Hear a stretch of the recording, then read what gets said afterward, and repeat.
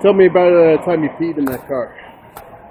Well, what had happened is I was living with my buddy Bob and my buddy Amy, and we had this little apartment that we called the breakfast nook because there was one room that is the only room in the apartment that we would smoke in.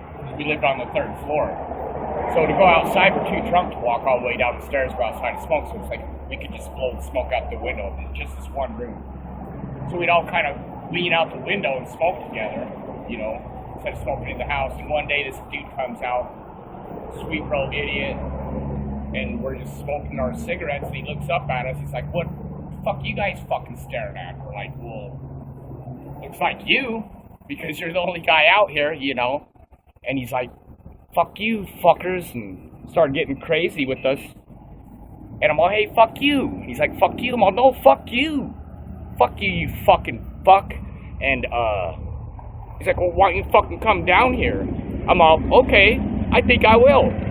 So we rolled down there, and I was one who's doing all the shit talk, was the funny thing. And Bob ends up getting into a brawl with him and fist fighting with him, and runs out of gas. It's kind of a bad situation. He didn't get hurt or anything, but you know, like they gave up, and it's like, "All right, fuck you, you know."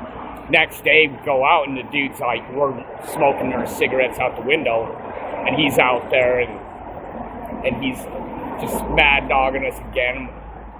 Takes off, comes back, and all of a sudden he shows up, and he's got the window rolled down of his car and parks it. It's like, "Oh, no way." It's like, "Yeah, I'm gonna fucking piss in here." And it was like a Beretta, so I had bucket seats. So I aimed upwards, so my urine would arch into it, and it started splashing. You could hear it building up, and it's splashing. I was so proud of myself. The next day we waited for him to go out there, and he went out there, and it'd been sitting there. There was still a layer of urine, just a puddle of piss. And he went in and same thing, touched it and smelled it and realized what it was. And he didn't panic, and all he did is went in, got a bath towel, put it out on the seat, and got into the car and drove away. And I was very proud.